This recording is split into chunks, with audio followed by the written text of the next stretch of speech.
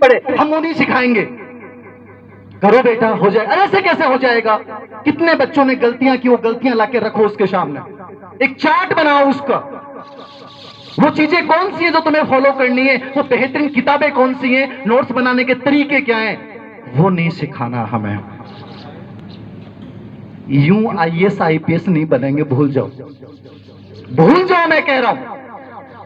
कितने भी बड़े प्रयास कर लेना, पहले उस प्रोसेस को अपनाना सिखाओ बच्चों को, वो हम अपना नहीं रहे। दूसरी चीज, जिंदगी में बच्चों को वीणा की तरह बनाओ। वीणा समझ रहे हैं? वीणा से संगीत कब निकलता है पता है किसी को? उसके तारों को कस तो संगीत निकलेगा क्या, ढीला छोड़ तो निकलेगा क्या? हम या तो बहुत कस के पकड़ते हैं अपने बच्चों को, या बहुत ढीला छोड़ते हैं। और यही रीजन है कि आज आईएएस आईपीएस के डायलॉग्स हमें बोलने पड़ते हैं। मैं कहता हूं क्यों बोलने पड़ते हैं रे? हर सम्मान समारोह में मैं ये डायलॉग सुन सुन के परेशान हो गया, समाज में आईएएस नहीं आईपीएस क्यों नहीं है रे? क्यों नहीं है? हमारा खून ये रहा होगा खून हमारा। वर्तमान को गजब का बनाओ तो भविष्य दिखेगा। अतीत से वर्तमान भविष्य नहीं बनता,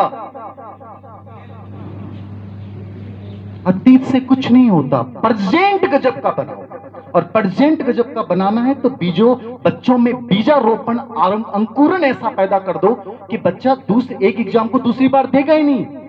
मैंने 90% का बच्चा मेरे जयपुर बैच में भी पढ़ रहा है, 90 नहीं 96% का बच्चा दूसरे समाज का बच्चा है।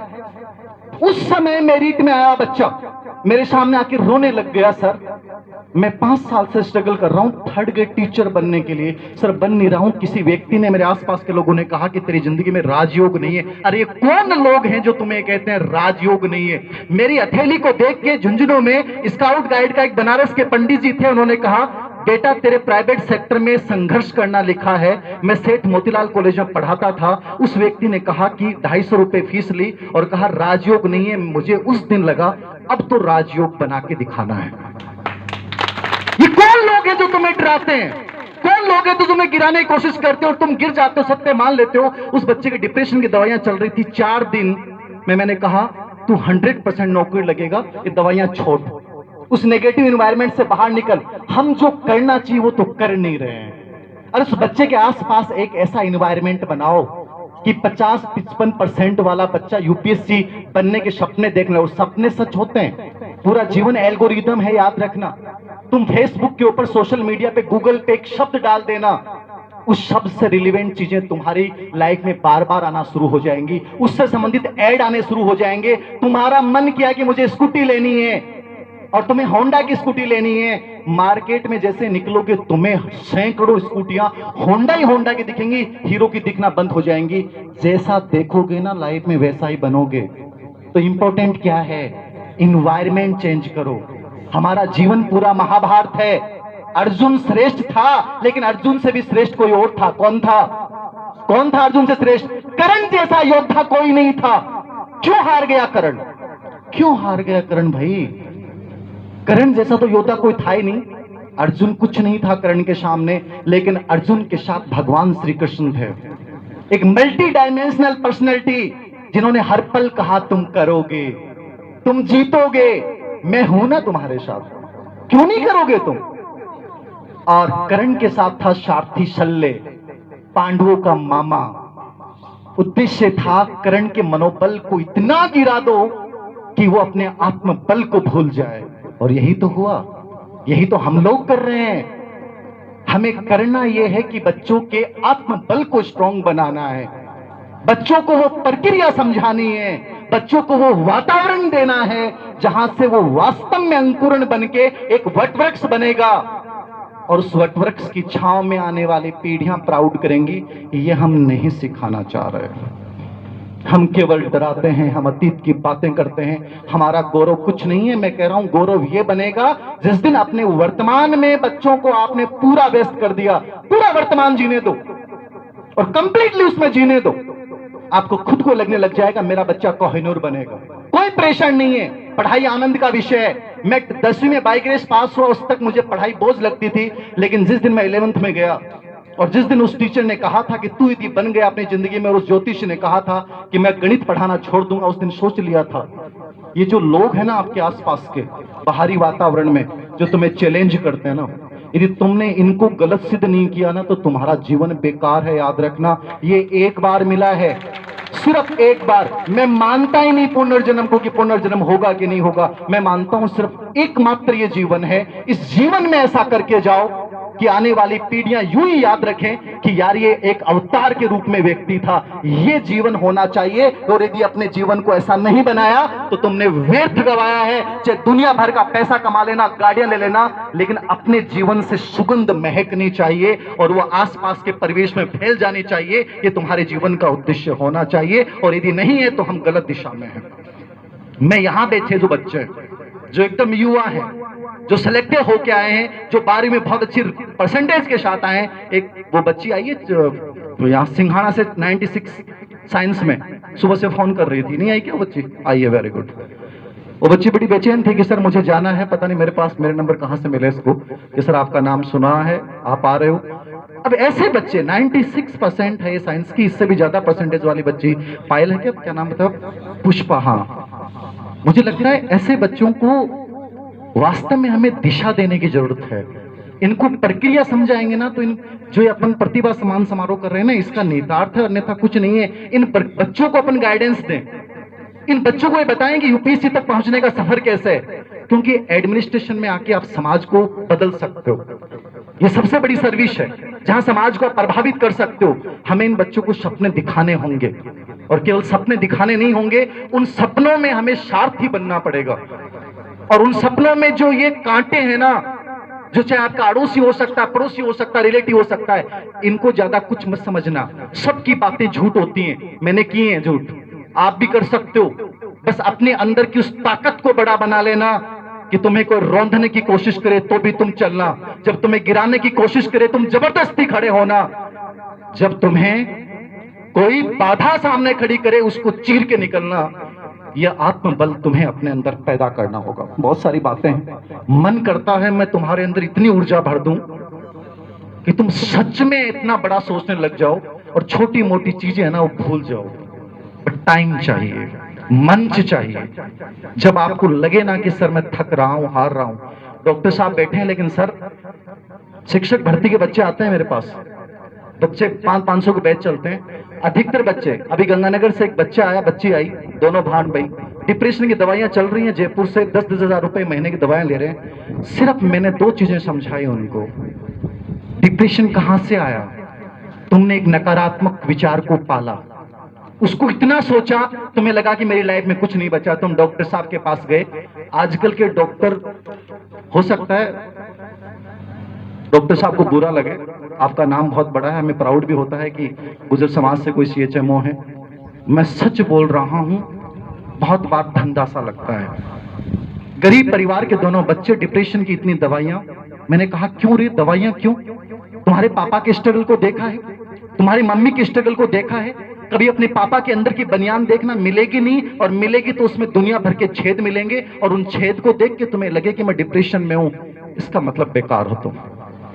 10 मिनट मैंने सर काउंसलिंग की, कोई दवाई नहीं है। उन बच्चों की 1 महीने से दवाइयां छूट गई हैं। क्यों छूट गई दवाइयां? क्योंकि हम नेगेटिव एनवायरनमेंट बना के बैठे हैं।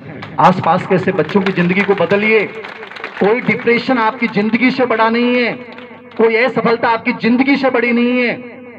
आप कुछ भी कर सकते हो। एक फेल बच्चा भीलवाड़ा के अपने ईश्वर गुजर है, मैं तो कहता हूं ऐसी प्रतिभाओं को बुलाना चाहिए। मैं अर्जुन जी को भी कह रहा था बुलाया करो, मेरे तो मित्र है, मैं तो कह दूंगा, बड़ा मोटिवेशन मिलेगा। 10वीं फेल बच्चा यूपीएससी क्रैक कर गया, और अभी भी उतनी जज्बा। आईपीएस में उनका सिलेक्शन हुआ है।